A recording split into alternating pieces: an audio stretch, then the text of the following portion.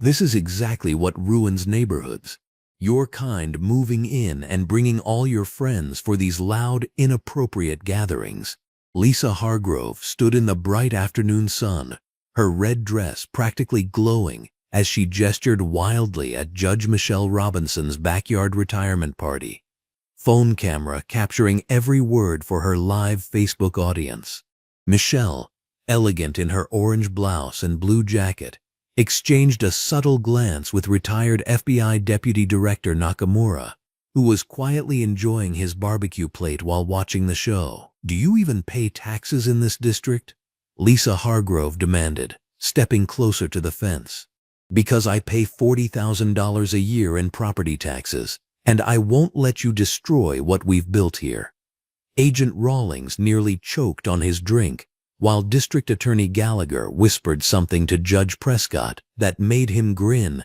Lisa Hargrove had no idea she was lecturing a federal judge about civic responsibility while broadcasting her harassment to hundreds of followers and creating evidence for multiple federal civil rights violations. Welcome to Frost Folk Tales.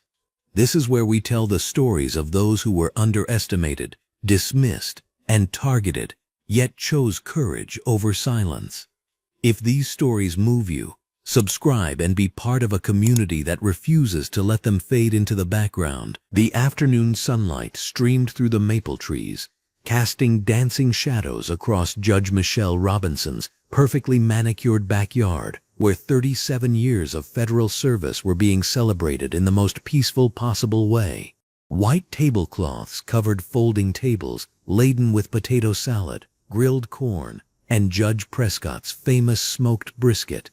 Paper lanterns hung from tree branches, while soft jazz played from a Bluetooth speaker, creating exactly the kind of dignified gathering you'd expect when federal judges, FBI officials, and district attorneys come together to honor a colleague's retirement. Michelle Robinson had spent 4 decades climbing from public defender to federal judge, presiding over some of the most significant civil rights cases in the district's history.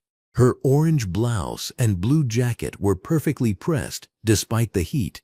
Her silver hair swept back in an elegant chignon that spoke to the gravity she'd carried in courtrooms for decades. She moved between her guests with practiced grace, checking on Deputy Director Nakamura's plate and laughing at something Agent Rawlings had said about his latest case. The gathering represented the very backbone of the federal justice system. District Attorney Gallagher was explaining new sentencing guidelines to Judge Prescott, while Agent Rawlings compared notes with his supervisor about a trafficking case. These weren't party animals or troublemakers. They were the people who spent their days prosecuting criminals and protecting civil rights, which made Lisa Hargrove's approach all the more stunning in its complete misreading of the situation. "I'm live streaming this entire thing," Lisa announced, holding her phone higher as she positioned herself at the property line fence. "My followers need to see what's happening to our neighborhood." The afternoon sun caught the red fabric of her dress as she gestured dramatically toward the peaceful gathering. "These people think they can just move into a respectable area and turn it into whatever they want." Michelle Robinson felt that familiar tightening in her chest, the same feeling she'd experienced in countless courtrooms when faced with blatant prejudice. But 4 decades of judicial experience had taught her the value of restraint and documentation. She caught Deputy Director Nakamura's eye and gave an almost imperceptible nod toward Lisa Hargrove, a silent communication between professionals who recognized evidence gathering when they saw it. Agent Rawlings quietly activated his phone's recording function, while District Attorney Gallagher pulled out a small notebook, habits ingrained from years of building cases against people who thought their actions wouldn't have consequences. "I want to see permits for this gathering," Lisa Hargrove continued, her voice rising as her Facebook audience responded with comments and reactions. "You can't just have dozens of people in a residential area without proper permits. Where's your noise permit? Where's your assembly permit? I know my rights as a tax-paying homeowner." Judge Prescott had to turn away to hide his smile. In 43 years of practicing law, He'd never heard someone demand permits for a backyard barbecue, especially one as quiet and orderly as Michelle's retirement party. The irony that Lisa Hargrove was lecturing people who actually wrote and interpreted permit law wasn't lost on anyone present. Michelle Robinson stepped closer to the fence, maintaining the dignified composure that had served her through decades of dealing with hostile attorneys and difficult defendants. "Ma'am, this is a private gathering on private property.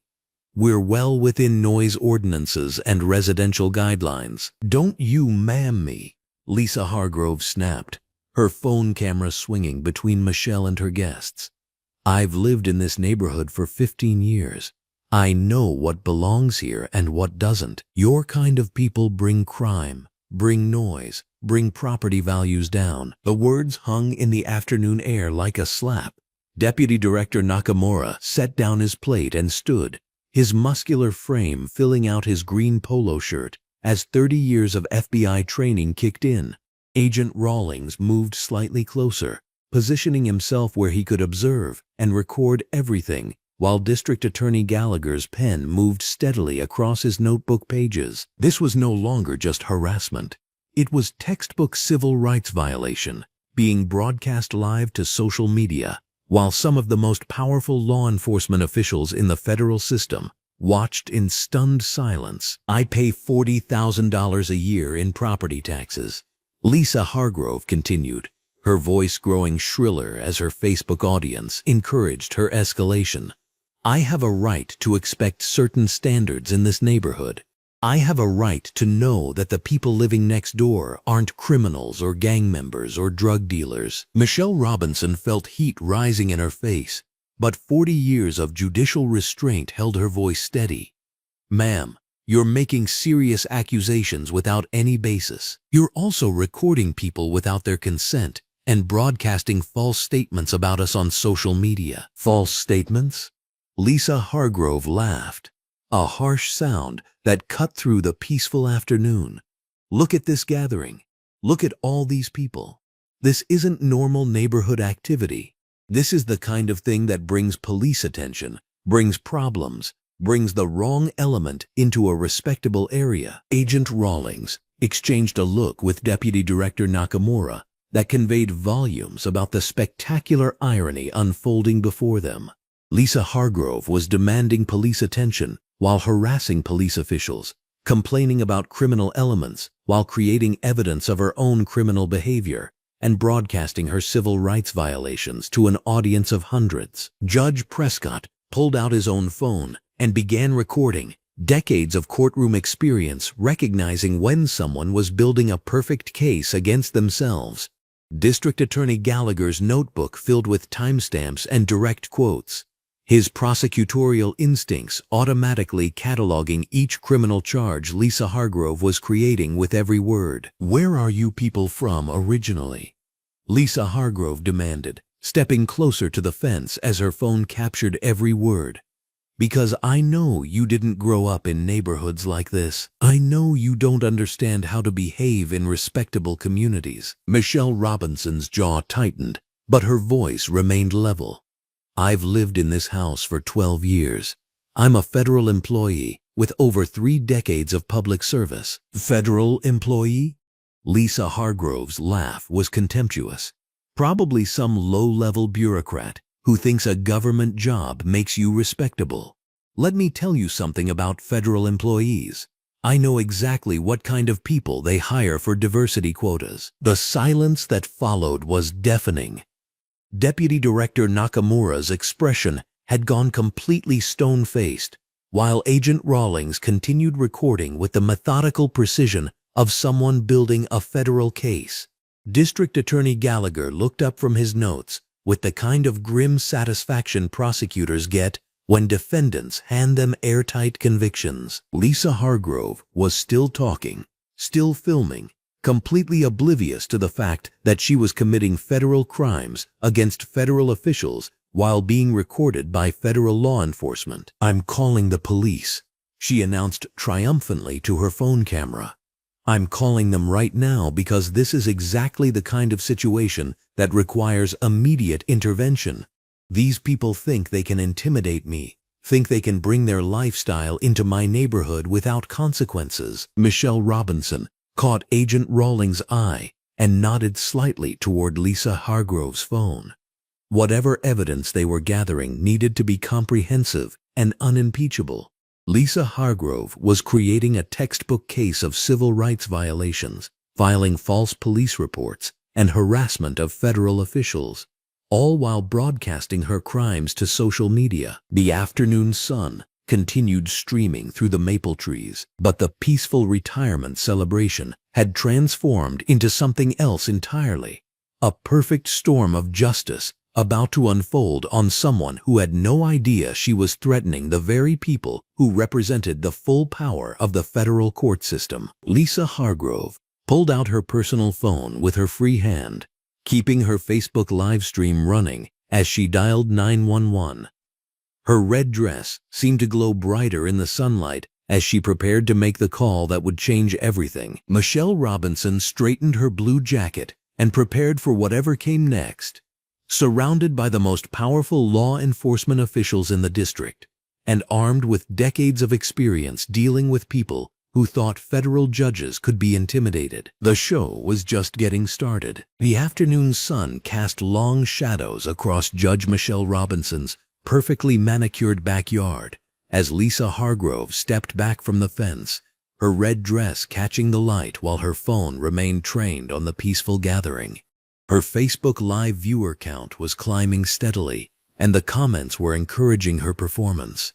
She felt emboldened by the digital audience cheering her on, completely unaware that every word she spoke was being recorded by some of the most powerful law enforcement officials in the federal system. "I'm calling the police right now," Lisa announced loudly, making sure both her phone camera and the barbecue guests could hear her clearly. "This has gone far enough.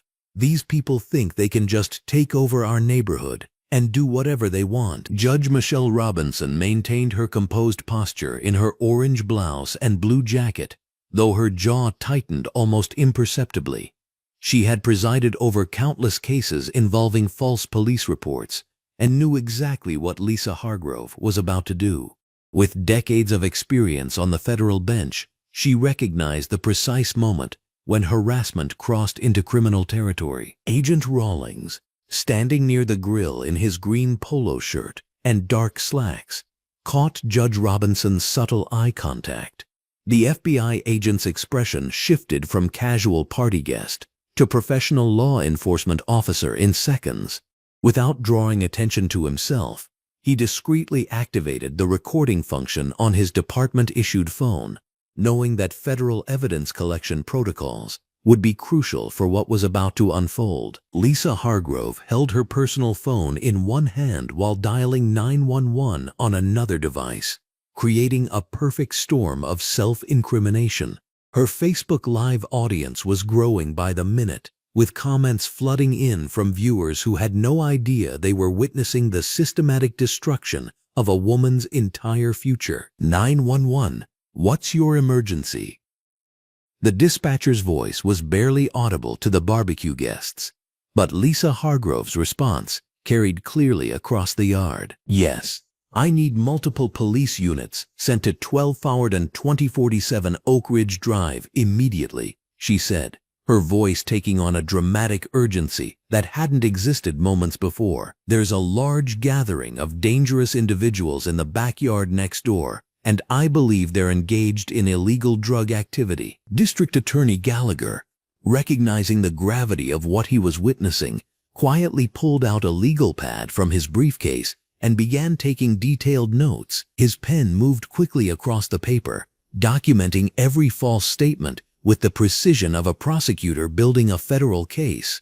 He had spent his entire career pursuing justice, but he had never expected to gather evidence at a retirement barbecue. Judge Michelle Robinson watched the scene unfold with the analytical mind that had made her one of the most respected federal judges in the country. She knew that Lisa Hargrove was creating a textbook case of filing false police reports, but the racial motivation behind the lies would elevate this to federal hate crime territory. Every word was building toward criminal charges that would destroy Lisa Hargrove's life completely. "How many individuals are we talking about?" the dispatcher asked. Following standard protocol, Lisa Hargrove glanced toward the peaceful gathering, where retired FBI Deputy Director Nakamura was sharing a laugh with Judge Prescott over their grilled vegetables. She counted quickly, then embellished dramatically for both the dispatcher and her growing Facebook audience. "At least 20 dangerous-looking individuals," she said, her voice rising with manufactured panic. "They've been drinking alcohol and playing loud music, and I've personally witnessed what appeared to be drug transactions taking place. Money was exchanging hands, and there were small packages being passed around." The federal judges and FBI agents exchanged glances of complete disbelief. What Lisa Hargrove had witnessed was Deputy Director Nakamura giving out business cards and Judge Prescott sharing his famous barbecue sauce recipe in small containers. The alcohol she referenced consisted of 3 bottles of wine and a cooler of beer, consumed responsibly by some of the most law-abiding citizens in the country. Agent Rawlings adjusted his position to get a clearer recording angle while maintaining his casual demeanor. His FBI training had taught him to recognize when someone was fabricating evidence in real time, and Lisa Hargrove was providing a masterclass in criminal false reporting. Every lie she told was being captured in high-definition audio, creating an airtight federal case. "Ma'am, can you describe the nature of the threat you're experiencing?" the dispatcher continued, trying to assess the priority level of the call. Lisa Hargrove's eyes lit up as she realized this was her moment to really sell the performance. Her Facebook Live comments were encouraging her to make them pay and don't let them intimidate you, feeding her sense of righteous indignation. She had no idea that her social media audience was unknowingly encouraging federal crimes. "These individuals are extremely threatening and aggressive," she declared, gesturing toward Judge Michelle Robinson, who was calmly refilling Deputy Director Nakamura's iced tea. "The woman who appears to be their leader was making hostile gestures toward me and using intimidating body language. I genuinely fear for my safety and believe they may be gang members based on their coordinated behavior." Judge Michelle Robinson's decades of judicial experience allowed her to maintain perfect composure, but inside she was calculating the federal sentences that Lisa Hargrove was earning with every fabricated word. Filing false reports to emergency services was serious enough, but the racial motivation and targeting of federal officials would trigger enhanced penalties under hate crime statutes. District Attorney Gallagher continued his methodical note-taking, documenting not just the content of Lisa Hargrove's lies, but also the timeline and witness list. He had prosecuted hundreds of cases, but he had never seen someone so thoroughly incriminate themselves while surrounded by their future judges and prosecutors. The irony was almost too perfect to believe. "I need officers here immediately," Lisa Hargrove continued, her voice escalating with each sentence. "These people are clearly not from this neighborhood. They don't belong here, and they're engaging in criminal activity that's putting law-abiding residents at risk. I believe they may be armed and dangerous based on their suspicious behavior." Agent Rawlings nearly choked on his water at the suggestion that retired FBI Deputy Director Nakamura might be armed and dangerous while wearing his festive retirement party shirt. The absurdity of the situation was matched only by its serious legal implications. Lisa Hargrove was unknowingly accusing some of the highest-ranking law enforcement officials in the country of being criminals. The dispatcher's voice took on a more urgent tone as she processed the escalating claims. "Ma'am, we're dispatching units to your location now. Please stay on the line and maintain a safe distance from the individuals you've described." Lisa Hargrove smiled triumphantly at her phone camera, clearly pleased with the response she had generated. Her Facebook Live audience was cheering her on, completely unaware that they were witnessing the most expensive phone call in her life. The comments encouraged her to stay strong and protect your neighborhood. feeding her delusion that she was performing some kind of community service. Judge Michelle Robinson made subtle eye contact with Judge Prescott, who had been quietly observing the entire exchange. Both federal judges recognized that they were witnessing a landmark case in the making. Lisa Hargrove's actions would likely be studied in law schools for decades as an example of how racial bias could lead to federal prosecution. "The dispatcher is staying on the line with me," Lisa Hargrove announced to her Facebook audience, "and multiple police units are being sent to deal with this situation. This is exactly why we have to stand up for our communities and not let these people think they can just move into our neighborhoods and take over." Her casual reference to "these people" while pointing at Judge Michelle Robinson was captured in perfect clarity by Agent Rawlings' recording device. The racial motivation behind her false reports was becoming more obvious with every sentence, building the federal hate crime case that would ultimately destroy her completely. District Attorney Gallagher glanced at his legal pad, which was now filled with detailed documentation of criminal activity. He had enough evidence for multiple federal charges, and Lisa Hargrove was still talking. His prosecutorial experience told him that this case would set precedents for years to come, demonstrating how social media could be used to document federal crimes in real time. As police sirens began wailing in the distance, Lisa Hargrove's excitement reached fever pitch. She had no idea that the responding officers were about to discover they had been manipulated into harassing some of the most powerful people in the federal justice system. Her moment of triumph was about to become the beginning of her complete legal and social destruction. The federal officials at Judge Michelle Robinson's retirement party continued their peaceful gathering, but now they were also building one of the strongest civil rights cases in recent memory. Lisa Hargrove's false reports had been captured by multiple recording devices, witnessed by FBI agents and federal judges, and broadcast live to thousands of social media viewers. Justice was about to be served with unprecedented precision. The distant wail of sirens cut through the afternoon air like a blade through silk, growing louder with each passing second. Judge Michelle Robinson maintained her composed stance near the patio table, her orange blouse catching the bright sunlight as she watched Lisa Hargrove's face transform with vindicated satisfaction. The wealthy neighbor adjusted her red dress and held her phone higher, ensuring her Facebook live stream captured every moment of what she clearly believed would be her ultimate triumph. "Here they come, everyone," Lisa Hargrove announced to her phone camera, her voice dripping with theatrical excitement. "The police are finally going to deal with these people. You're all witnessing history right here in Maple Grove Estates. I told you the authorities would handle this situation properly." Agent Rawlings stepped closer to Judge Michelle Robinson, his muscular frame tense beneath his green shirt and blue jacket. Deputy Director Nakamura moved to flank the other side, his experienced eyes already calculating the complexity of what was about to unfold.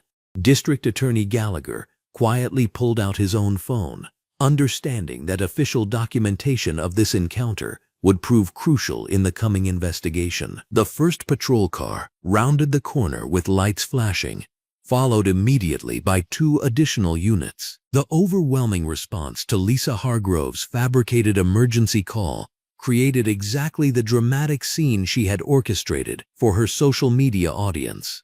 Officer Kowalski emerged from the lead vehicle, his short-sleeved uniform crisp in the afternoon light, while Officer Delgado stepped out from the passenger side, both men scanning the peaceful backyard gathering with professional assessment. "Officers, over here."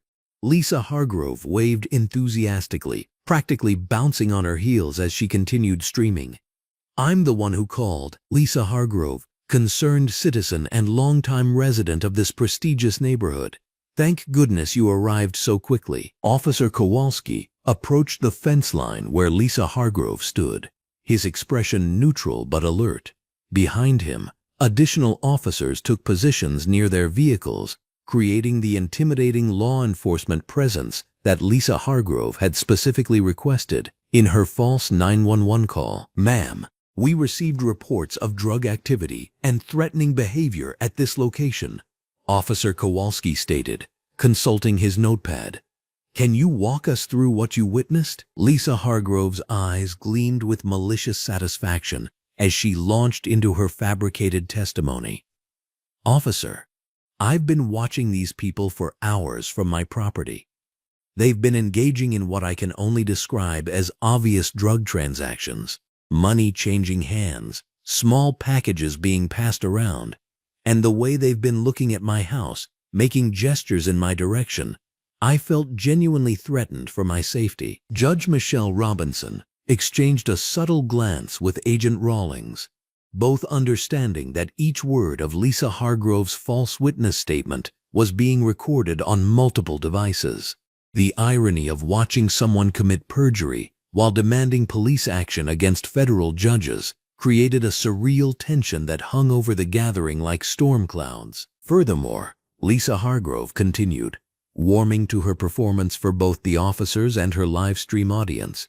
I have reason to believe some of these individuals may be carrying weapons. The way they've positioned themselves around the yard, it looks like gang behavior to me. I've seen this type of organized criminal activity on the news. Officer Delgado stepped forward, his hand instinctively resting near his radio. Ma'am, those are serious allegations. We'll need to investigate these claims thoroughly. The officers approached the backyard gathering with standard protocol, their body language reflecting the heightened alert status that Lisa Hargrove's false emergency report had generated. Judge Michelle Robinson watched them advance, understanding that these men were simply doing their jobs based on deliberately misleading information. Good afternoon, officers, Judge Michelle Robinson called out calmly, her voice carrying the natural authority of someone accustomed to commanding courtrooms. I'm Michelle Robinson, and this is a private retirement celebration on my property. Officer Kowalski nodded professionally. Ma'am, we've received reports of illegal activity at this gathering. We're going to need to ask everyone some questions and verify identification. Lisa Hargrove practically vibrated with excitement as she continued her Facebook broadcast. You see, the police are taking this seriously. They understand the kind of criminal element that's been infiltrating our neighborhood. This is exactly why property values decline when these people move in. Judge Michelle Robinson reached into her blue jacket with deliberate, careful movements, producing her federal judicial credentials in their official leather case. Officer, I'm Federal Judge Michelle Robinson from the Eastern District Court. This gathering is a retirement party for my colleague, retired FBI Deputy Director Nakamura. The words hit Officer Kowalski like a physical blow. He accepted the credentials with suddenly uncertain hands, his eyes widening as he processed the official federal seal and Judge Michelle Robinson's photograph. The routine traffic stop mentality that had guided his approach began crumbling as the magnitude of the situation became clear. Deputy Director Nakamura stepped forward, his distinguished presence unmistakable even in retirement. He presented his FBI identification, though his federal pension credentials carried the weight of 3 decades in federal law enforcement. Officers, I'm Deputy Director James Nakamura, recently retired from FBI headquarters. I can assure you this is a legitimate social gathering. Agent Rawlings produced his active FBI credentials, the metal shield catching the bright afternoon sunlight. Special Agent Marcus Rawlings, Federal Bureau of Investigation, we're here celebrating Deputy Director Nakamura's retirement from federal service. Officer Delgado's face drained of color as he looked back toward Lisa Hargrove, who was still filming and providing running commentary to her social media audience. The reality of their situation began crystallizing with horrifying clarity. They had responded to what they believed was a legitimate emergency call, only to discover they had been manipulated into harassing some of the most senior law enforcement officials in the federal system. District Attorney Gallagher approached with his official identification ready.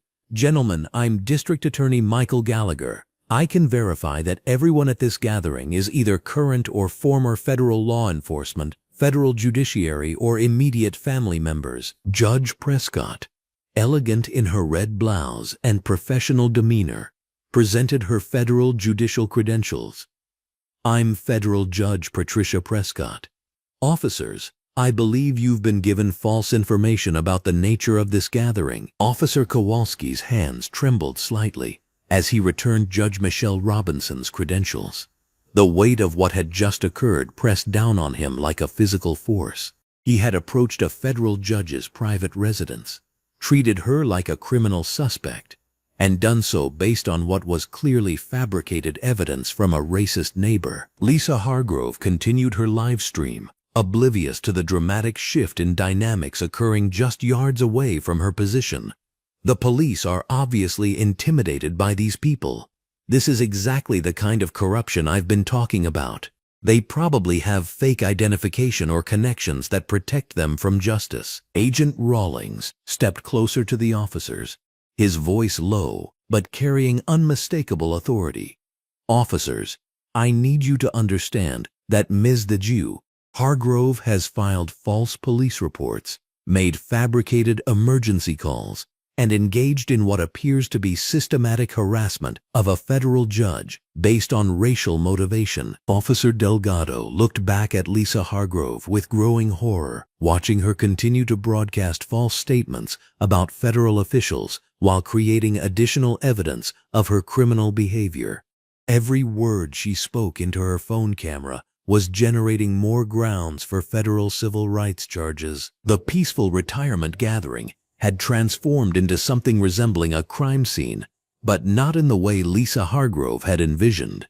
Instead of Judge Michelle Robinson and her guests being treated as suspects, the officers found themselves documenting what appeared to be a clear-cut case of harassment targeting federal officials. Officer Kowalski radioed for his supervisor, his voice tight with stress. "Dispatch, we need Captain Mercer at this location immediately. We have a situation involving federal officials that requires command oversight." Judge Michelle Robinson maintained her dignified composure throughout the encounter, understanding that her reaction would be scrutinized and remembered. Her orange blouse and blue jacket gave her an approachable professional appearance that contrasted sharply with Lisa Hargrove's aggressive red dress and confrontational posture. The other guests at the retirement party watched the scene unfold with mixture of professional interest and personal outrage. These were individuals who had dedicated their careers to justice and law enforcement, witnessing firsthand how easily the system could be manipulated by someone with malicious intent and racial prejudice. Lisa Hargrove finally seemed to sense that something was not proceeding according to her expectations. The officers were no longer focused on Judge Michelle Robinson's guests with suspicious scrutiny. Instead, they kept glancing back at her with expressions that suggested growing concern about her role in the situation. "Officers, why aren't you questioning these people more thoroughly?" Lisa Hargrove demanded, her voice taking on a shrill edge. "I've provided you with detailed witness statements about their criminal behavior. Aren't you going to search them for drugs and weapons?" Agent Rawlings exchanged a meaningful look with Deputy Director Nakamura, both men recognizing that Lisa Hargrove was continuing to commit crimes even as law enforcement officials stood witness to her actions. Her false accusations, captured on multiple recording devices, were building an airtight case for federal prosecution. The afternoon sunlight continued to illuminate the scene with perfect clarity, ensuring that every detail of this encounter would be documented with professional precision. Judge Michelle Robinson understood that this moment would likely become evidence in federal court, a textbook example of how racial harassment could escalate into criminal behavior targeting federal officials. Officer Kowalski looked around the gathering with new eyes, seeing not suspicious criminals, but distinguished public servants who had been subjected to false accusations and harassment. The weight of Lisa Hargrove's deception settled on him like lead, understanding that he and his fellow officers had been used as weapons in her racist campaign against Judge Michelle Robinson. The stage was set for consequences that Lisa Hargrove could never have anticipated, while Judge Michelle Robinson prepared to demonstrate exactly why harassing federal judges represented one of the most serious miscalculations someone could make in their lifetime. The afternoon sun cast sharp shadows across Judge Michelle Robinson's backyard as Officer Kowalski's eyes narrowed, studying the composed woman in the orange blouse and blue jacket standing before him. Something familiar tugged at his memory, a recognition that made his stomach clench with growing unease. "Ma'am, I'm going to need to see some identification," Officer Kowalski said, his voice carrying less authority than moments before. There was something about her bearing, the way she held herself with quiet dignity, that reminded him of somewhere important. Judge Michelle Robinson reached into her jacket with deliberate calm, producing her federal credentials. "I'm Federal Judge Michelle Robinson, Eastern District," she said, her voice steady as steel. "This is my home, and these are my guests." Officer Kowalski's face went pale as he examined the identification. His hands trembled slightly as the realization hit him like a freight train. He had appeared before Judge Robinson multiple times in federal court, providing testimony in criminal cases. The woman Lisa Hargrove had been screaming about, calling a criminal, and demanding be arrested, was one of the most respected federal judges in the district. "Oh my God," Officer Kowalski whispered, his voice barely audible. "Your Honor, we had no idea." Meanwhile, Officer Delgado was having his own moment of horrifying recognition as he stared at the distinguished older man in the blue jacket who had been quietly observing the proceedings. Deputy Director Nakamura's presence at federal law enforcement briefings was legendary, and Officer Delgado had sat through presentations where Nakamura's decades of FBI service were highlighted as exemplary. "Sir, aren't you Deputy Director Nakamura?" Officer Delgado asked, his voice cracking with embarrassment. Deputy Director Nakamura nodded grimly. "Retired Deputy Director, yes. Though I suspect my retirement party is going to be more memorable than I anticipated." Lisa Hargrove, still filming with her phone held high, caught the exchange and felt confusion ripple through her confidence. "What are you talking about?" she demanded, stepping closer to the officers. "These people were dealing drugs in their backyard. I saw it myself.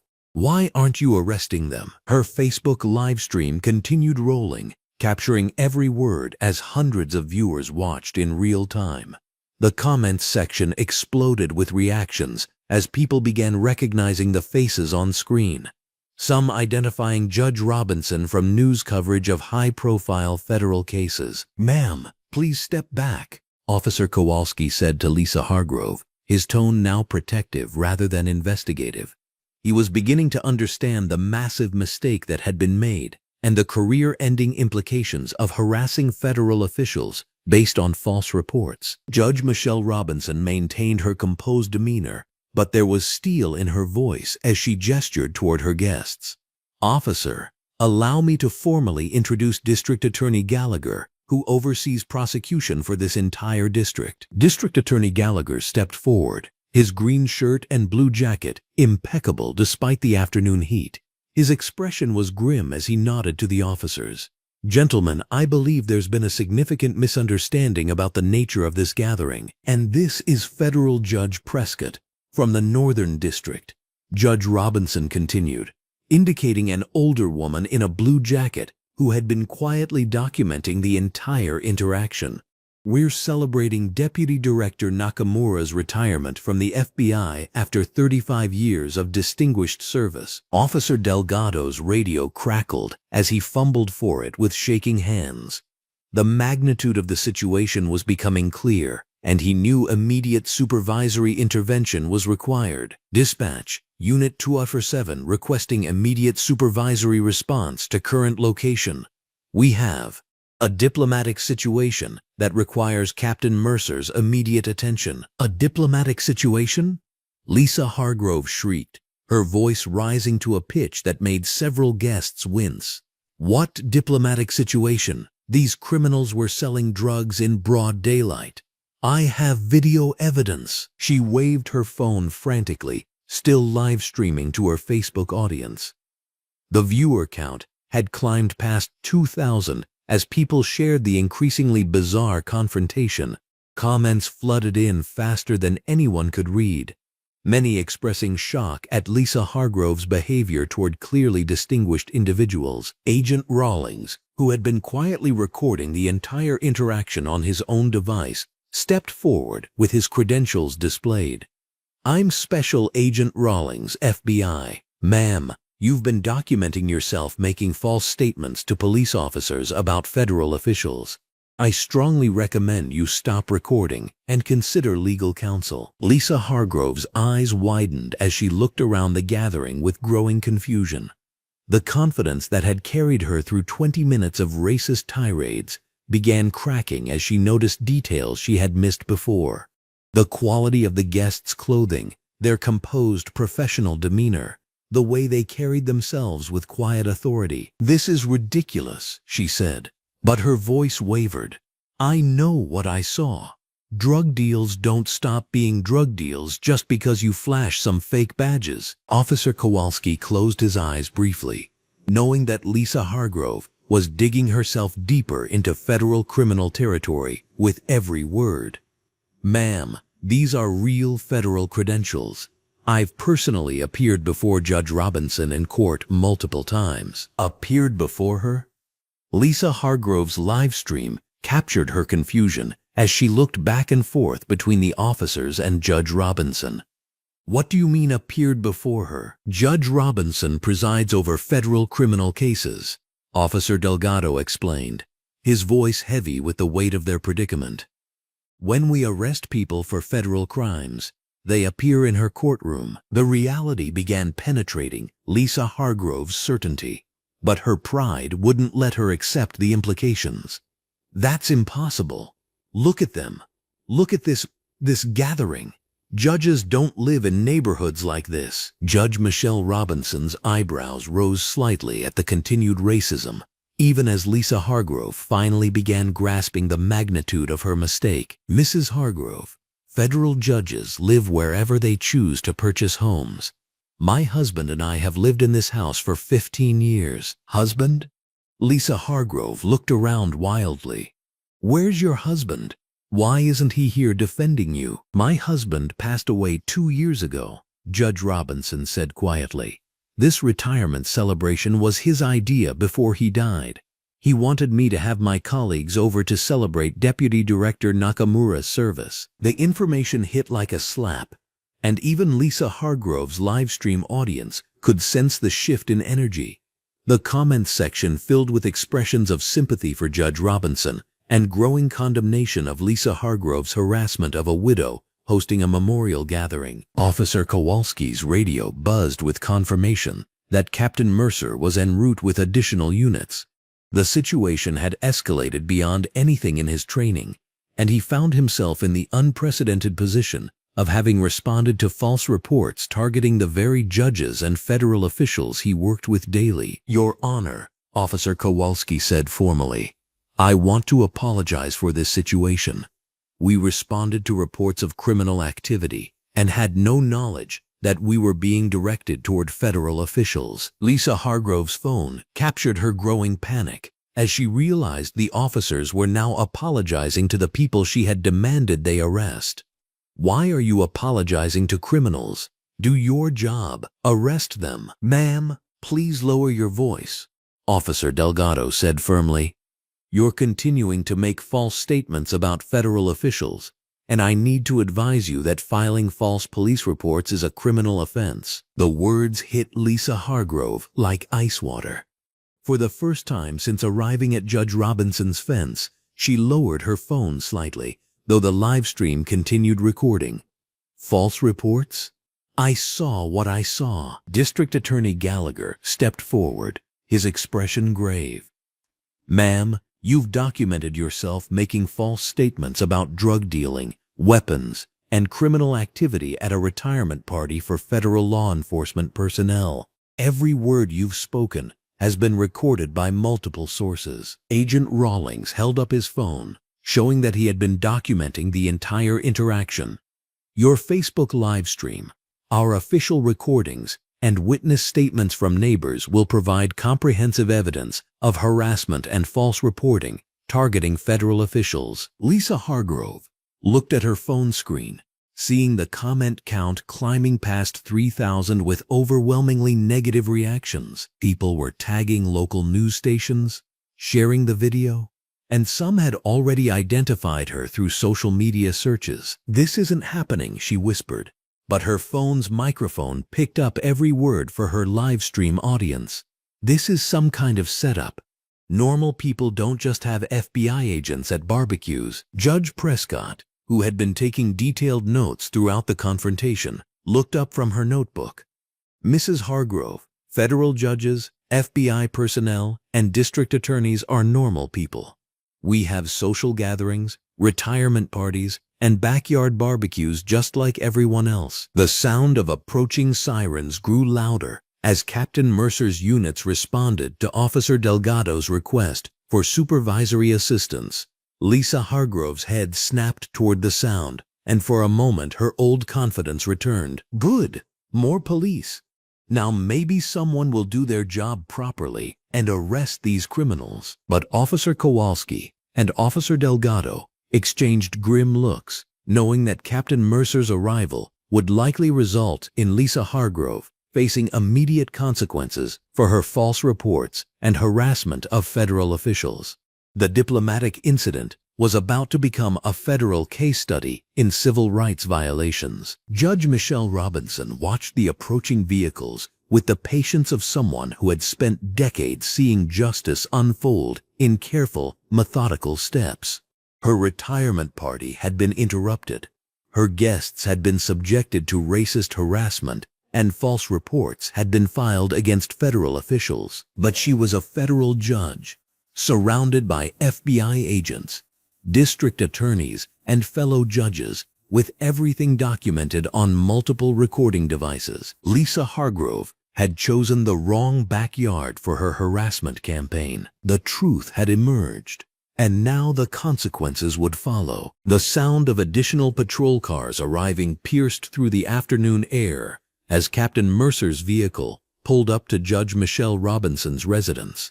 The veteran police supervisor stepped out of his patrol car, wearing a crisp, short-sleeved uniform, his weathered face immediately scanning the scene with the practiced eye of someone who had dealt with countless neighborhood disputes over his 25-year career.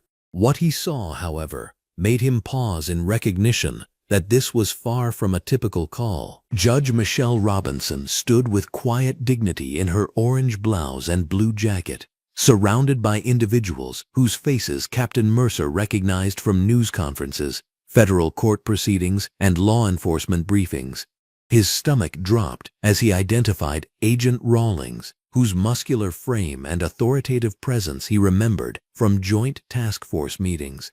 Deputy Director Nakamura, despite being retired, still commanded respect throughout the law enforcement community, and Captain Mercer had attended several of his training seminars over the years. Lisa Hargrove continued filming with her phone, her red dress now wrinkled from her animated gesturing, completely oblivious to how the dynamic had shifted. She immediately approached Captain Mercer with the same entitled energy she had displayed throughout the entire confrontation. "Finally, someone with authority arrives," Lisa Hargrove declared, pointing her camera at the police captain while maintaining her Facebook live stream. "I demand immediate action against these people. They've been disturbing our peaceful neighborhood with their illegal gathering, and I have evidence of suspicious activities that warrant investigation." Captain Mercer's expression grew increasingly grave as he recognized District Attorney Gallagher, a man whose office worked closely with the police department on countless criminal cases. The realization of what his officers had been drawn into began crystallizing, and he could feel the weight of a potential department scandal settling on his shoulders. "Ma'am, I need you to step back while I assess the situation," Captain Mercer said firmly to Lisa Hargrove, his tone carrying the authority of someone who had dealt with countless difficult situations. He approached Judge Michelle Robinson with visible concern, recognizing the federal implications of whatever had transpired. Agent Rawlings stepped forward, his muscular frame imposing in his green top and blue jacket, and addressed Captain Mercer with the measured tone of someone about to deliver significant information. "Captain, I'm Agent Rawlings with the FBI. What we have here is a clear case of harassment targeting federal officials with potential civil rights violations that fall under federal jurisdiction. Lisa Hargrove's camera wavered slightly as she overheard Agent Rawlings identify himself as FBI, but she continued filming, her voice becoming more strident. "Don't let them intimidate you with their claims. I know exactly what I witnessed, and these people were engaged in suspicious activities that threaten our neighborhood's safety." Judge Michelle Robinson maintained her composed demeanor, addressing Captain Mercer directly. "Captain, I am Federal Judge Michelle Robinson. This gathering in my backyard was a retirement celebration for Deputy Director Nakamura, attended by federal judges, FBI agents, and district attorney staff. Ms. Hargrove has been harassing my guests for over 30 minutes, making false accusations, and filing what I believe are fraudulent police reports." Captain Mercer felt his blood pressure rising as the full scope of the situation became clear. His officers had been manipulated into responding to false reports against some of the most respected figures in the federal justice system. The potential consequences for his department were staggering, and he could already envision the internal investigations and media scrutiny that would follow. District Attorney Gallagher approached with documentation he had been compiling throughout Lisa Hargrove's harassment campaign. "Captain Mercer, I've been documenting multiple violations we've witnessed. Ms. Hargrove has engaged in what appears to be racially motivated harassment, filed false police reports, and potentially obstructed justice by interfering with a gathering of federal officials." Lisa Hargrove's Facebook livestream captured her growing confusion as she realized the police attention was shifting toward her rather than supporting her complaints. Her voice took on a defensive edge as she addressed her online audience. "You're seeing this, right? They're trying to use their positions to intimidate a concerned citizen. This is exactly the kind of corruption I was trying to expose." Agent Rawlings retrieved his phone and began documenting the scene officially, his training in federal civil rights investigations immediately apparent. "Ms. Hargrove, I need to inform you that harassment of federal officials constitutes a federal crime. Additionally, your false reports to emergency services and your racially motivated targeting of this gathering fall under federal civil rights statutes." The weight of Agent Rawlings' words began penetrating Lisa Hargrove's confidence. She looked around at the assembled law enforcement officials, federal judges, and district attorney staff, finally beginning to comprehend that she was not dealing with ordinary citizens who could be intimidated by her complaints. Judge Michelle Robinson retrieved her own phone, which had been recording throughout the incident. "I have complete documentation of Ms. Hargrove's statements, including her explicit racial targeting and her false claims to emergency services. As a federal judge, I understand the gravity of these violations and the federal charges they potentially warrant." Captain Mercer radioed for additional backup, not for enforcement purposes, but to ensure proper documentation of what had become a federal incident involving multiple agencies. His voice carried the strain of someone dealing with a career-defining situation. "Dispatch, I need supervisory personnel and documentation support at this location immediately. We have a multi-agency incident requiring federal coordination." Lisa Hargrove's live stream viewership had grown as word spread about her confrontation, but the comments section filled with criticism rather than support. Viewers could see federal officials identifying themselves while Lisa Hargrove continued her accusations, and the optics were devastating for her position. Deputy Director Nakamura, despite being the guest of honor at his own retirement party, stepped forward with the authority of someone who had spent decades investigating civil rights violations. "Captain, what we've witnessed constitutes textbook racial harassment combined with false reporting. Ms. Hargrove specifically targeted this gathering based on racial assumptions and then fabricated criminal allegations to manipulate law enforcement response." The federal implications continued mounting as Captain Mercer realized his department had been used as a weapon in what appeared to be a hate crime against federal officials. The potential lawsuits, federal investigations, and department sanctions created a nightmare scenario for any police supervisor. Lisa Hargrove finally stopped her Facebook livestream as the reality of her situation began penetrating her entitled worldview. The police officers who she expected to support her complaints were instead documenting her behavior as potentially criminal. Her red dress seemed to wilt as her confidence evaporated. "This is ridiculous," Lisa Hargrove protested, her voice losing its earlier authority. "I was just trying to maintain neighborhood standards. I had legitimate concerns about their activities, and I have every right to report suspicious behavior to the police." Agent Rawlings addressed Lisa Hargrove's claims with the methodical precision of someone building a federal case. "Ms. Hargrove, your statements were not based on actual suspicious activities, but on racial assumptions about the attendees.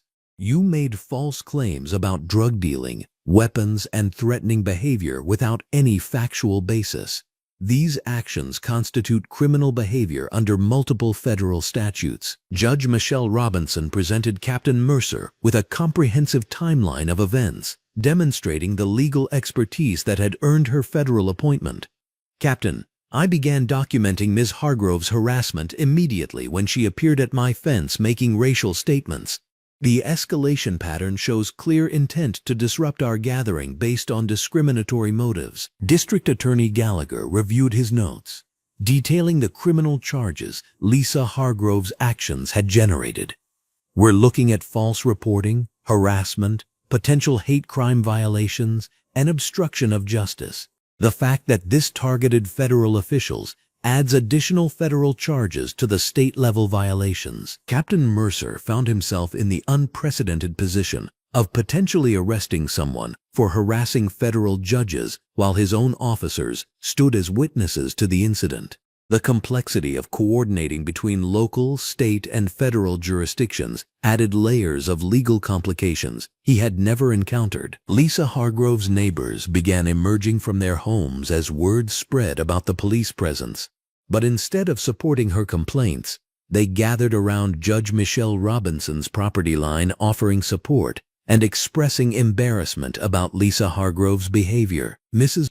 Abernathy, the elderly neighbor in her blue jacket, shook her head in disgust at Lisa Hargrove's actions. "Judge Robinson is one of the finest neighbors we've ever had," Mrs. Abernathy declared loudly enough for everyone to hear. "Lisa Hargrove has been nothing but trouble since she moved in, constantly complaining about families she considers beneath her standards.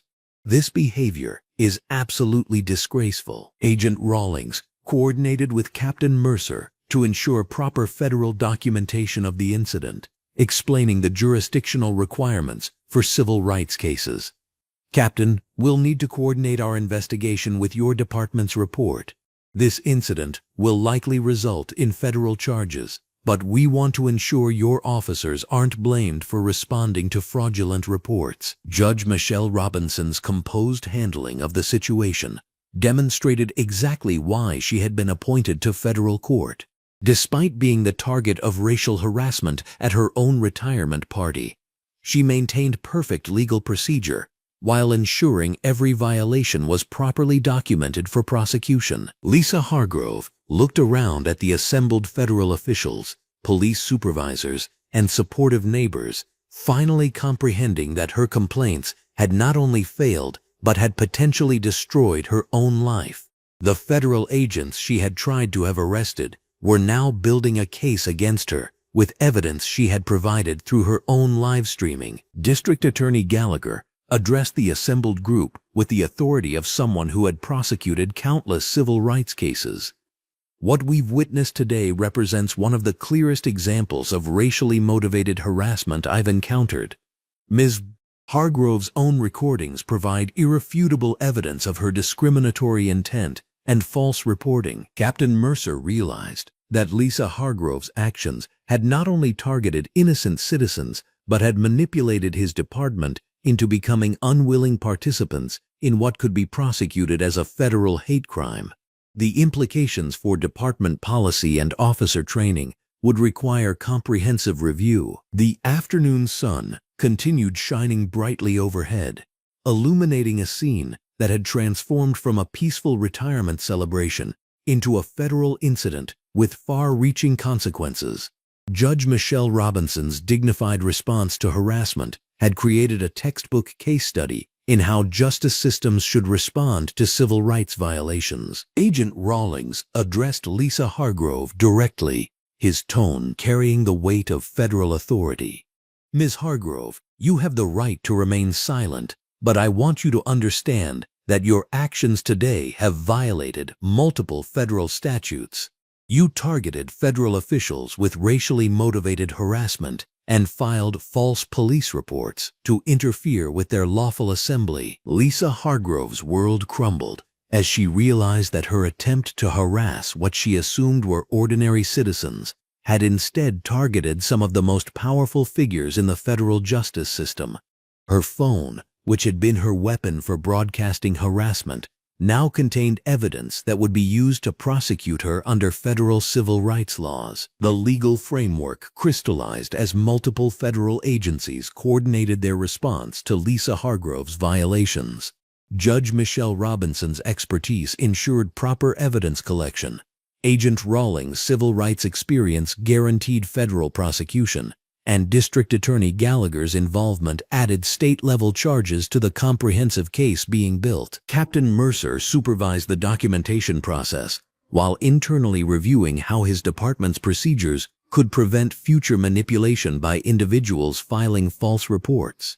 The incident would require policy changes and training updates to protect both officers and citizens from similar abuse of emergency services. As federal consequences began unfolding around Lisa Hargrove, the afternoon that had begun with her entitled harassment of Judge Michelle Robinson's retirement party was ending with her facing potential federal prosecution for civil rights violations, false reporting, and obstruction of justice. The afternoon sun cast long shadows across Judge Michelle Robinson's backyard as Agent Rawlings pulled out his official FBI credentials and badge, the metallic gleam catching the natural light filtering through the oak trees. His muscular frame straightened as he addressed the assembled group with the authority of 15 years in federal law enforcement. The orange blouse and blue jacket that Judge Michelle Robinson wore seemed to take on an almost ceremonial quality as she stood beside him, her dignified composure never wavering despite the chaos that had just unfolded. "Ladies and gentlemen," Agent Rawlings announced, his voice carrying the weight of federal authority across the gathering, "I am formally initiating a civil rights investigation under Title 18, Section 242 of the United States Code. What we have witnessed today constitutes a clear violation of federal civil rights statutes, specifically the harassment and intimidation of federal officials based on racial animus." Lisa Hargrove stood frozen beside the fence, her red dress now wrinkled and disheveled from her aggressive gesturing during the confrontation.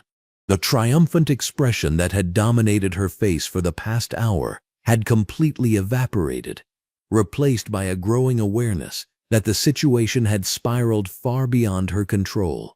Her smartphone hung loosely in her grip, the Facebook live stream still running, but now capturing her stunned silence instead of her previous racist tirade. Judge Michelle Robinson stepped forward, her years of judicial experience evident in every measured word. "Agent Rawlings, given my personal involvement in this incident, I must formally recuse myself from any future proceedings that may involve Mrs. Hargrove's case. I will be providing my witness statement to your investigation, but I cannot and will not participate in any judicial capacity regarding the charges that may arise from today's events." The professionalism of her response sent a chill through the gathered police officers, who were beginning to fully comprehend the magnitude of Lisa Hargrove's miscalculation. Captain Mercer, a veteran supervisor with 23 years on the force, nodded respectfully toward Judge Michelle Robinson before turning his attention to the evidence that was rapidly accumulating around them. "Officers Kowalski and Delgado," Captain Mercer commanded, his short-sleeved uniform bearing the insignia of his rank, "I need you to secure all recordings of the 911 calls made by Mrs. Hargrove. We're looking at multiple counts of filing false police reports and I want every word documented and preserved for the federal investigation." Officer Kowalski, still visibly shaken by the realization that he had responded to harass a federal judge, immediately began coordinating with dispatch to obtain copies of the emergency calls. His partner, Officer Delgado, was taking detailed notes, documenting the timeline of events and the evidence that continued to emerge from multiple sources. District Attorney Gallagher, his authoritative presence commanding attention even in the informal barbecue setting, opened his briefcase and retrieved a legal pad. His years of prosecuting complex cases had taught him to recognize a landmark civil rights violation when he saw one, and Lisa Hargrove had provided them with textbook evidence of federal crimes committed in broad daylight. The harassment of federal judges constitutes obstruction of justice under multiple federal statutes, District Attorney Gallagher explained to the assembled group, his voice carrying the precision of legal expertise. When that harassment is motivated by racial animus and involves false reports to law enforcement, we're looking at a constellation of federal charges that could result in significant prison time. Lisa Hargrove's face had gone pale as she finally began to grasp the legal implications of her actions.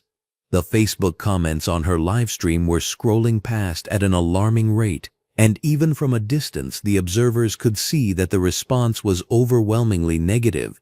Thousands of viewers had witnessed her racist harassment of Judge Michelle Robinson's peaceful retirement gathering, and the court of public opinion was delivering its verdict in real time. Mrs. Abernathy, the elderly neighbor who had been tending her garden during the confrontation, approached the fence separating her property from Judge Michelle Robinson's backyard. Her blue jacket was neatly pressed, despite the warm afternoon, and her expression conveyed both concern and determination as she prepared to provide her witness account. "Officers," Mrs. Abernathy called out, her voice steady despite her age, "I've been living next door to the Robinson family for 12 years, and I witnessed everything that happened here today. Judge Robinson has been nothing but a wonderful neighbor, and what that woman did was absolutely disgraceful." Captain Mercer immediately approached Mrs. Abernathy, recognizing the importance of independent witness testimony from community members who had no professional relationship with Judge Michelle Robinson. The credibility of elderly neighbors who had observed the harassment would be crucial in establishing the pattern of Lisa Hargrove's behavior. "Ma'am, would you be willing to provide a formal statement about what you observed today?" Captain Mercer asked respectfully, his notepad ready to document her account. Mrs. Abernathy nodded emphatically, her resolve strengthening as she prepared to defend her neighbor against the racist attacks she had witnessed. "That woman has been complaining about the Robinson family since the day they moved in. She's called the city about their perfectly legal fence, complained about their lawn care schedule, and questioned whether they belonged in this neighborhood. Today was just the worst example of behavior that's been going on for years." Additional neighbors began emerging from their homes, drawn by the commotion and the presence of multiple police vehicles. The natural skylight, filtering through the suburban street, illuminated a growing crowd of community members who had witnessed various aspects of Lisa Hargrove's harassment campaign against Judge Michelle Robinson's family over the years. Agent Rawlings was methodically documenting each witness statement, his federal investigation expanding as more evidence emerged of a pattern of racially motivated harassment that extended far beyond the day's barbecue incident. The investigation that had begun with a single confrontation was revealing a systematic campaign of intimidation directed at one of the region's most respected federal judges. Judge Prescott, who had been quietly observing the proceedings while maintaining his own professional distance from the investigation, stepped forward to address the assembled group. His federal judicial robes had been replaced by casual barbecue attire, but his authority remained unmistakable as he spoke. "The integrity of the federal judicial system depends on judges being able to live their lives without harassment and intimidation," Judge Prescott stated with grave seriousness. "What occurred here today represents an attack not just on Michelle Robinson personally, but on the institution of federal justice itself. Lisa Hargrove's Facebook livestream had attracted the attention of thousands of viewers, and the comments section had become a torrent of condemnation for her behavior. Screenshots of her racist statements were being shared across social media platforms, and internet users had already begun identifying her employer and personal information. The viral nature of her self-documented harassment was creating consequences that extended far beyond the legal proceedings that were now inevitable. Deputy Director Nakamura, whose muscular frame and commanding presence had been evident throughout the confrontation, approached Agent Rawlings with additional evidence that had been collected during the incident. His years of FBI experience had taught him to document everything meticulously, and the evidence chain they were building would be unassailable in federal court. Agent Rawlings, Deputy Director Nakamura reported, "We have multiple camera angles of the entire incident, including Mrs. Hargrove's own Facebook live stream, security cameras from 3 neighboring properties, and cell phone recordings from several party guests. The evidence is comprehensive and irrefutable." The weight of the mounting evidence was becoming apparent to everyone present, including Lisa Hargrove herself, who had finally ended her Facebook livestream as the reality of her situation began to penetrate her consciousness. The thousands of comments condemning her behavior had made it clear that public opinion had turned decisively against her, and the legal consequences were only beginning to unfold. District Attorney Gallagher continued his explanation of the federal charges that Lisa Hargrove would likely face, his voice carrying the authority of years prosecuting complex civil rights cases. Filing false police reports is a felony in this jurisdiction, but when those false reports are made with racial motivations against federal officials, we're looking at federal hate crime enhancements and obstruction of justice charges that carry mandatory minimum sentences. Judge Michelle Robinson maintained her dignified composure throughout the proceedings, but those who knew her well could see the satisfaction beginning to emerge as the legal system she had served faithfully for decades began to address the injustices she had endured. The evidence being collected would ensure that Lisa Hargrove faced the full consequences of her actions under federal law. Captain Mercer had completed his review of the 9/11 call recordings, and his expression conveyed the seriousness of what he had discovered. The false statements that Lisa Hargrove had made to emergency dispatchers were not only criminal in their own right, but had also wasted significant police resources and potentially endangered public safety by diverting officers from legitimate emergencies. Mrs. Hargrove made 3 separate false emergency calls within a 30-minute period. Captain Mercer reported to Agent Rawlings and District Attorney Gallagher. She claimed to witness drug dealing, weapons violations, and threatening behavior, none of which occurred. These false reports resulted in the deployment of 6 police units and multiple supervisory personnel to respond to a fabricated emergency. The community support for Judge Michelle Robinson was becoming increasingly evident as more neighbors arrived to offer their witness statements and express their solidarity with her family. The racist harassment that Lisa Hargrove had thought represented community sentiment was being revealed as the isolated hatred of a single individual who had consistently misrepresented the views of her neighbors. Agent Rawlings was coordinating with his FBI field office to ensure that the investigation received appropriate priority and resources. The harassment of federal judges was treated with utmost seriousness by federal law enforcement agencies, and the evidence collected at Judge Michelle Robinson's BBQ would likely result in one of the most thoroughly documented civil rights prosecutions in the district's recent history. The afternoon sun was beginning to set, casting a golden glow over the suburban neighborhood where a peaceful retirement celebration had transformed into a landmark civil rights case. Lisa Hargrove stood alone beside the fence, isolated and facing federal charges that would fundamentally alter the trajectory of her life, while Judge Michelle Robinson was surrounded by colleagues, neighbors, and community members who recognized the injustice she had endured and the dignity with which she had responded. District Attorney Gallagher closed his briefcase with the confidence of a prosecutor who had just witnessed the commission of multiple felonies in broad daylight, documented by multiple cameras and witnessed by federal law enforcement officials. The case that Lisa Hargrove had created through her racist harassment would serve as a textbook example of federal civil rights prosecution for years to come. The investigation that began in Judge Michelle Robinson's backyard would ultimately demonstrate that justice, though sometimes delayed, would not be denied when supported by overwhelming evidence, community solidarity, and the full authority of federal law enforcement agencies committed to protecting the civil rights of all citizens, especially those who had dedicated their lives to serving justice themselves. The afternoon sun cast long shadows across Judge Michelle Robinson's backyard as the first news van pulled up to the curb. Word had spread quickly through social media and law enforcement networks about Lisa Hargrove's spectacular harassment of a federal judge's retirement party.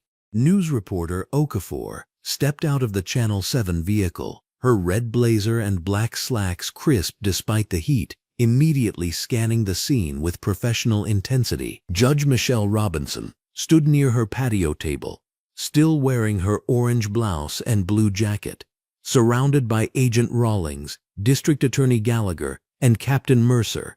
The dignity she had maintained throughout Lisa Hargrove's tirade remained intact, though neighbors could see the emotional toll in the slight tension around her eyes. Judge Robinson, reporter Okafor, approached respectfully, her cameraman following with equipment. "I'm Janet Okafor from Channel 7 News. We understand there was an incident here today involving harassment and false police reports. Would you be willing to share what happened?" Agent Rawlings stepped forward slightly, his muscular frame in the green polo shirt creating a protective presence. "The judge will make a statement through official channels. However, this is now an active federal investigation involving civil rights violations." Mrs. Abernathy emerged from her house next door, her blue jacket perfectly pressed despite the day's events. At 78, she moved with determined purpose toward the news crew. "Young lady, if you want to know what happened here, I'll tell you exactly what I witnessed." Reporter Okafor turned her attention to the elderly woman, recognizing a key witness. "Ma'am, could you share what you observed?" "I've lived in this neighborhood for 43 years, Mrs. Abernathy began, her voice carrying the authority of decades. "Judge Robinson and her family have been model neighbors for 15 years. Never a complaint, always helping others, contributing to every community event. But that Lisa Hargrove woman has made it her mission to harass every black family who moves into this area." The cameraman adjusted his angle to capture Mrs. Abernathy's testimony. She continued without hesitation, clearly having prepared her words carefully. 3 years ago, she called the police on the Johnson family for having a birthday party for their 8-year-old daughter, claimed they were running a drug operation. Last year, she reported the Martinez family for gang activity because their teenage son had friends over to study. Today, she targeted a federal judge's retirement party with the most vicious racist language I've heard since the 1960s. District Attorney Gallagher took notes while Mrs. Abernathy spoke, recognizing the pattern evidence that would strengthen their case. Judge Michelle Robinson watched with quiet appreciation as her neighbor courageously spoke truth to power. Reporter Okafor asked, "Did you record or document any of these incidents?" "I started recording Lisa Hargrove's harassment 6 months ago when I realized she was targeting families based on race," Mrs. Abernathy replied. "I have video evidence of her making false complaints to HOA management, threatening families, and using racial slurs. Today's attack on Judge Robinson was just the most extreme example." Across the street, David Chen emerged from his house, still wearing his orange t-shirt and blue jeans from earlier. His father, retired FBI agent Chen, had called him outside to speak with reporters. "My father worked with Judge Robinson's husband before he passed," David explained to reporter Okafor. Judge Robinson helped my family navigate legal issues when my grandmother was facing housing discrimination. She's fought for civil rights her entire career. What Lisa Hargrove did today wasn't just harassment of a neighbor. It was an attack on justice itself. More neighbors gathered, creating an impromptu community testimony session. Maria Santos, wearing a red sundress, approached with her 2 children. Judge Robinson wrote a letter of recommendation for my scholarship application, Maria shared. When Lisa Hargrove complained about our quinceañera celebration last year, Judge Robinson stood up for us at the HOA meeting. She said every family deserves to celebrate their culture without harassment. The evidence of community support contrasted sharply with Lisa Hargrove's isolation. She remained inside her house, curtains drawn, social media accounts deleted, after the backlash from her live-streamed racist tirade became overwhelming. Agent Rawlings received a phone call, stepping away briefly before returning with significant news. That was FBI headquarters. Lisa Hargrove's employer, Meridian Financial Group, has issued a statement distancing themselves from her actions. They're conducting an internal review of her position. Judge Michelle Robinson nodded grimly. Federal employees face consequences for behavior that brings discredit to their positions. Private employers have even more flexibility to protect their reputations. As if summoned by the growing media attention, a sleek black sedan pulled up behind the news van. A woman in a red suit stepped out, immediately recognizable to the federal officials present. That's Deputy Assistant Attorney General Patricia Caldwell. District Attorney Gallagher whispered to reporter Okafor. Her presence here means this case has reached the highest levels of federal law enforcement. Deputy Assistant Attorney General Caldwell approached the gathering, her red blazer and black pants creating an image of federal authority. She greeted Judge Michelle Robinson with respectful familiarity. "Michelle, I came as soon as I heard. This kind of harassment of federal judiciary members threatens the entire justice system." Judge Michelle Robinson shook her hand warmly. "Patricia, I appreciate your concern.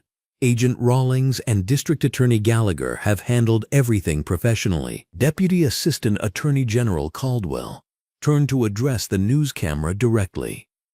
"The Department of Justice takes harassment of federal officials very seriously. When that harassment includes racial targeting and false police reports, we're looking at potential federal hate crime charges, in addition to obstruction of justice." Reporter Okafor seized the moment.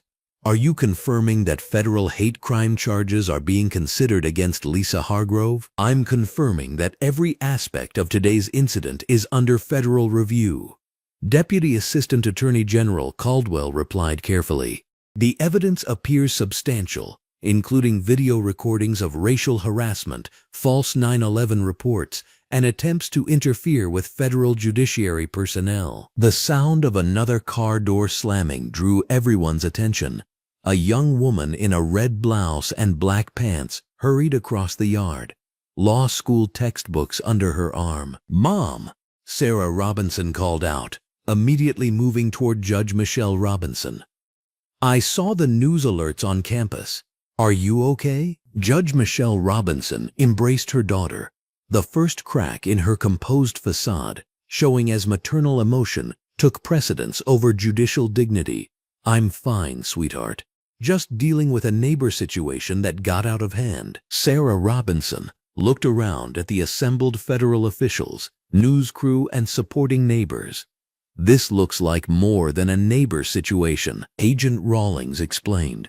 "Your mother handled harassment with incredible dignity while a federal civil rights case was being created in real time.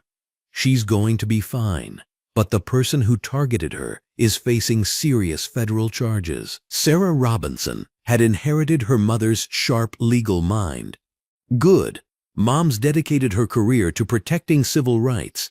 Anyone who thinks they can intimidate her clearly doesn't understand who they're dealing with." The family moment provided reporter Okafor with perfect human interest footage, showing Judge Michelle Robinson not just as a federal official, but as a mother supported by her daughter's love. Mrs. Abernathy approached Sarah Robinson with grandmotherly affection. "Your mother conducted herself like the dignified woman she is. That Lisa Hargrove woman showed her true character to the entire neighborhood." More community members continued arriving as word spread. Community leader Mrs. Fitzgerald, an African-American woman in her 60s wearing a red dress, had organized informal neighborhood meetings about Lisa Hargrove's harassment pattern. "Judge Robinson, our community owes you thanks," Mrs. Fitzgerald announced. "Your response to Lisa Hargrove's racism showed everyone how to stand up to hatred with dignity and legal expertise." Mrs. Fitzgerald turned to reporter Okafor's camera. "This neighborhood has dealt with Lisa Hargrove's racist complaints for 3 years. She's called police on children playing, families barbecuing, and people simply existing while Black or Latino. Today she made the mistake of targeting someone with the knowledge and authority to hold her accountable." District Attorney Gallagher stepped forward. "Mrs. Fitzgerald raises an important point. Lisa Hargrove's pattern of false police reports represents systematic harassment that affects entire communities. Judge Robinson's case provides the evidence needed to address this behavior comprehensively." Captain Mercer, who had remained quiet during most of the proceedings, finally spoke up. "Our department will be reviewing all previous calls from Lisa Hargrove. Officers don't like being manipulated into harassing innocent families based on racist complaints." The admission drew nods from the assembled neighbors, many of whom had experienced exactly that manipulation over the past several years. Agent Rawlings checked his phone again. Lisa Hargrove's Facebook livestream has been shared over 50,000 times. The comments are universally condemning her behavior. She's facing social media consequences in addition to legal ones. Sarah Robinson looked toward Lisa Hargrove's house with the analytical expression she'd inherited from her mother. Public accountability often precedes legal accountability. She's learning that actions have consequences. Deputy Assistant Attorney General Caldwell prepared to leave, but not before making one final statement to the news camera. "The Department of Justice wants every American to understand that harassment based on race, especially when targeting federal officials, will face the full weight of federal prosecution. This case will send a clear message." As the Deputy Assistant Attorney General's sedan pulled away, the gathering began taking on a different character. What had started as a retirement party disrupted by racist harassment was transforming into a community solidarity event. Mrs. Abernathy suggested, "Judge Robinson, why don't we restart your retirement celebration properly? Lisa Hargrove's hatred shouldn't be the last word on your career of service." Other neighbors began voicing agreement. Maria Santos offered to bring additional food from her family's restaurant. David Chen volunteered to handle setup logistics. Mrs. Fitzgerald suggested inviting other community leaders who had wanted to honor Judge Michelle Robinson's civil rights work. Judge Michelle Robinson looked around at the spontaneous outpouring of support, her professional composure finally giving way to genuine emotion. "I would be honored to celebrate with this community that has shown such strength and unity today." Agent Rawlings and District Attorney Gallagher exchanged glances, recognizing the powerful symbolism of community healing in response to hatred. Reporter Okafor concluded her coverage by interviewing several more neighbors, each providing additional evidence of Lisa Hargrove's harassment pattern and Judge Michelle Robinson's positive community impact. The news story was writing itself around themes of dignity triumphing over racism and community solidarity defeating individual hatred. As the news crew prepared to leave, Mrs. Abernathy made one final comment that would become the story's closing quote. "Lisa Hargrove thought she could intimidate us with her racism and false police reports. Instead, she united an entire neighborhood and gave us a chance to celebrate one of our finest residents properly." The sun was beginning to set as neighbors dispersed to gather food and supplies for an impromptu community celebration. Judge Michelle Robinson stood in her backyard, surrounded by the same federal colleagues who had witnessed Lisa Hargrove's harassment. But now the mood had completely transformed. Sarah Robinson helped her mother straighten the patio furniture while Agent Rawlings coordinated with Captain Mercer about ongoing investigation protocols.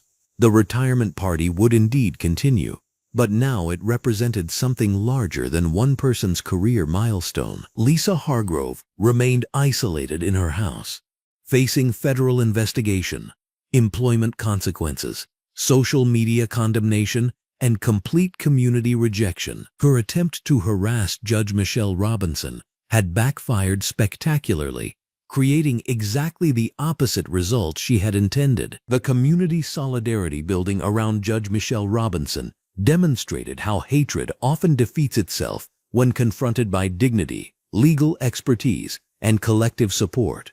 What began as one woman's racist attack had become a neighborhood's affirmation of justice and equality. As preparations continued for the renewed celebration, everyone understood they were participating in something historically significant.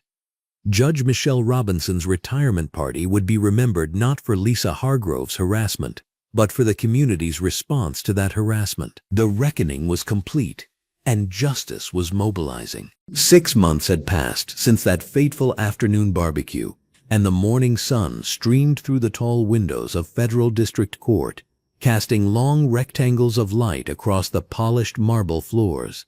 Judge Michelle Robinson sat in the gallery, wearing her signature orange blouse and blue jacket, no longer presiding from the bench but observing as justice unfolded in someone else's courtroom. The irony wasn't lost on her that she was watching the conclusion of a case that had begun in her own backyard. At the defendant's table, Lisa Hargrove sat slumped in a wrinkled red blazer and black slacks, a stark contrast to the confident woman who had wielded her phone like a weapon just months earlier. Her once perfectly styled hair hung limp around her face as she avoided eye contact with the packed courtroom. The viral video of her racist tirade had been viewed over 15 million times, making her face recognizable to strangers across the country who now whispered and pointed whenever she appeared in public. The months leading to this moment had been a masterclass in federal prosecution. Attorney General Caldwell's office had taken personal interest in the case, assigning their most experienced civil rights prosecutors to ensure every aspect of Lisa Hargrove's harassment was thoroughly documented and pursued. The investigation had uncovered additional instances of her targeting other black families in the neighborhood, creating a pattern that elevated the charges from simple harassment to systematic civil rights violations. During the discovery process, investigators had found Lisa Hargrove's private social media posts dating back years, filled with racist commentary about her neighbors and complaints to homeowner associations about certain types of people moving into her previously all-white neighborhood. These posts, combined with testimony from other victims, painted a picture of someone who had been escalating her harassment tactics for years before finally targeting the wrong person. District Attorney Gallagher stood before the judge wearing his crisp navy suit and white shirt, his voice carrying the weight of federal authority as he addressed the court. "Your Honor, the defendant Lisa Hargrove has been found guilty on all counts: violation of federal civil rights under Title 18, Section 245, filing multiple false police reports, obstruction of justice, and harassment of federal officials." The evidence presented over these proceedings demonstrates a clear pattern of racially motivated harassment that culminated in the defendant's attempt to weaponize law enforcement against Judge Michelle Robinson and her guests. Judge Michelle Robinson watched as the prosecutor detailed how Lisa Hargrove's own Facebook livestream had provided the most damning evidence against her. Every racial slur, every false accusation, every moment of her entitled rage had been preserved in digital perpetuity. Agent Rawlings sat 3 rows behind Michelle, taking notes that would later become part of his training materials for civil rights enforcement. His muscular frame filled out his dark blue FBI suit as he documented this landmark case that would reshape how federal authorities approached harassment of judicial personnel. The presiding judge, a stern woman with graying hair, reviewed the sentencing guidelines with methodical precision. Ms. Hargrove, your actions represent more than simple neighbor disputes. You deliberately filed false emergency reports, wasted valuable police resources, and attempted to intimidate federal judicial personnel in their private residence. Your behavior was captured on multiple recording devices, broadcast on social media platforms, and witnessed by numerous law enforcement officials who can testify to the accuracy of these proceedings. Lisa Hargrove's attorney, a nervous young man in an ill-fitting brown suit, made one final plea for leniency. Your Honor, my client has already suffered significant consequences. She lost her job, faced public humiliation, and received numerous threats online. She's learned from this experience and asks the court for mercy. Judge Michelle Robinson felt a momentary flicker of something that might have been sympathy, but it quickly faded as she remembered the fear in her daughter Sarah's voice when she'd called that evening, having seen the viral video. No amount of professional consequences could undo the trauma Lisa Hargrove had inflicted on Michelle's family and friends during what should have been a joyful retirement celebration. The judge's gavel echoed through the courtroom as she delivered the sentence. Lisa Hargrove, you are hereby sentenced to 18 months in federal prison, followed by 2 years of supervised probation with mandatory community service, focusing on civil rights education. You will also pay full restitution for the police resources wasted responding to your false reports, and you are permanently prohibited from filing complaints against Judge Michelle Robinson or her family members. The courtroom erupted in quiet murmurs of satisfaction. Mrs. Abernathy, the elderly neighbor who had witnessed the entire incident, sat in the front row wearing her blue jacket over a floral dress, nodding approvingly as justice was finally served. She had testified during the trial about Lisa Hargrove's previous pattern of harassment toward other black families in the neighborhood, providing crucial context that established this wasn't an isolated incident, but part of a sustained campaign of racial intimidation. Captain Mercer sat near the back of the courtroom in his dress uniform, his badge gleaming under the fluorescent lights. He had implemented new protocols for his department following the incident, requiring officers to verify emergency calls involving claims against judicial personnel and mandating bias training for all responding units. The embarrassment his officers had experienced that day had transformed into a teaching moment that would protect future victims from similar harassment. As the court session concluded and Lisa Hargrove was led away in handcuffs, Judge Michelle Robinson felt the weight of vindication settling over her shoulders like a comfortable shawl. Outside the courthouse, news reporter Okafor waited with her camera crew, her red blazer bright against the concrete steps as she prepared to broadcast the conclusion of this landmark civil rights case. Judge Robinson, reporter Okafor called out as Michelle emerged into the afternoon sunlight. How does it feel to see justice served after months of legal proceedings? Judge Michelle Robinson paused on the courthouse steps, considering her words carefully. The same dignity that had carried her through Lisa Hargrove's harassment now guided her response to the media. Today's outcome demonstrates that our legal system works when evidence is properly presented and justice is applied without bias. No family should have to endure harassment in their own home, and no citizen should weaponize emergency services to intimidate their neighbors based on racial prejudice. The questions continued, but Michelle gracefully deflected most of them, preferring to let the court records speak for themselves. She had spent decades ensuring that justice was blind, and she wouldn't compromise that principle even when she was the victim rather than the judge. 3 weeks later, the rescheduled retirement celebration took place in the same backyard where Lisa Hargrove had launched her racist attack. The afternoon sun filtered through the oak trees exactly as it had months earlier, but the atmosphere couldn't have been more different. Agent Rawlings stood near the barbecue grill wearing casual khaki pants and a green polo shirt. His muscular frame relaxed as he flipped burgers for the expanded guest list.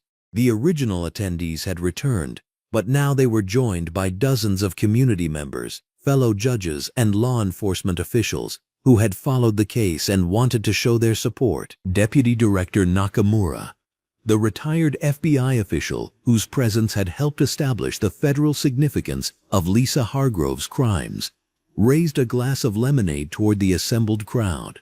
His casual blue button-down shirt and dark slacks replaced the formal suit he'd worn during court appearances, but his authority remained evident as he addressed the gathering. 6 months ago, we witnessed an attack on the dignity and safety of one of our most respected judicial colleagues.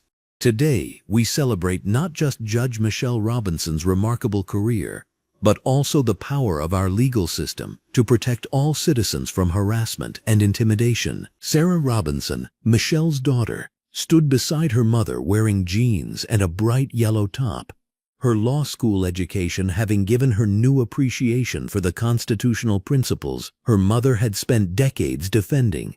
She had watched the trial proceedings with fascination, seeing her mother's case become required reading in civil rights courses across the country. The harassment that had initially filled her with anger now served as a teaching tool that would protect future generations from similar attacks. Mrs. Abernathy moved through the crowd with surprising energy for her 78 years, her blue jacket covering a cheerful white blouse as she coordinated the Community Watch program that had emerged from the incident. "We learned something important these past months," she told anyone who would listen. "Standing together protects everyone, but staying silent only helps the troublemakers." The Community Watch program had already prevented 2 similar incidents in nearby neighborhoods, with residents trained to document harassment and immediately contact appropriate authorities. Agent Rawlings had provided training materials based on Michelle's case, teaching citizens how to gather evidence that would support federal civil rights prosecutions. Community leader Mrs. Fitzgerald arrived mid-afternoon wearing her signature red dress and comfortable walking shoes, bringing representatives from 3 local civil rights organizations who had been monitoring the case. She had organized letter-writing campaigns supporting Judge Michelle Robinson during the trial and had worked with Mrs. Abernathy to establish the neighborhood watch protocols. Her presence at the retirement celebration represented the broader community's commitment to preventing future harassment incidents. The civil rights organizations had used Lisa Hargrove's case as a fundraising tool, raising over $50,000 for legal defense funds that would help other harassment victims who lacked Judge Michelle Robinson's resources and connections. The viral nature of the original video had transformed a personal attack into a national conversation about racist harassment and the proper use of emergency services. District Attorney Gallagher arrived fashionably late, still wearing his work clothes of navy slacks and white dress shirt, having come directly from another court proceeding. He brought news that Lisa Hargrove's case had been cited in 3 similar prosecutions across the state, establishing legal precedent that would make future harassment cases easier to prosecute. The viral nature of the original video had created awareness that extended far beyond their local jurisdiction. As evening approached and the party began winding down, Judge Michelle Robinson found herself standing in the exact spot where Lisa Hargrove had first appeared at the fence. The contrast was remarkable. Where months earlier she had faced racist hatred and false accusations, she now surveyed a backyard filled with friends, colleagues, and neighbors who had rallied to support both her and the principles she represented. Captain Mercer approached, having changed from his uniform into civilian clothes of dark jeans and a blue polo shirt. "Judge Robinson, I wanted you to know that our department has received inquiries from police agencies across the country asking about our new protocols. Your case has become a model for how law enforcement should handle complaints targeting judicial personnel." The irony was perfect.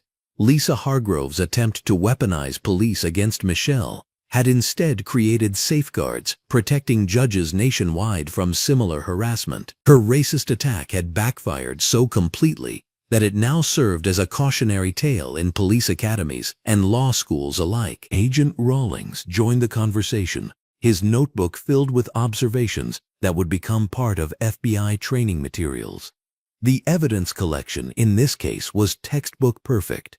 Every law enforcement officer in the country should understand how proper documentation turned attempted harassment into federal convictions. As the guests began departing, Judge Michelle Robinson stood in her backyard one final time as a federal judge. Tomorrow would begin her true retirement, but tonight she was surrounded by the community that had transformed Lisa Hargrove's attack into a celebration of justice and dignity. The setting sun cast golden light across the yard where hatred had been met with law, where racism had been answered with evidence, and where one woman's entitled rage had ultimately strengthened the very system she had tried to undermine. 6 months of legal proceedings had proven what Michelle had always believed. Justice might move slowly, but it moved inevitably toward truth. Lisa Hargrove sat in federal prison, her future defined by the consequences of her choices, while Judge Michelle Robinson's legacy was enhanced by her grace under pressure and her commitment to letting the law speak for itself. The barbecue grill was cleaned and stored, the last guests departed, and the backyard returned to peaceful quiet. But the impact of that afternoon would continue rippling outward, protecting future victims and ensuring that racist harassment would meet swift federal justice.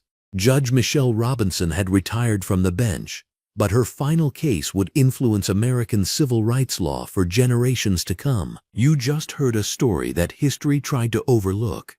If it stayed with you, take a second to stand with it. Subscribe, share, and help us keep telling the stories that deserve light, not silence.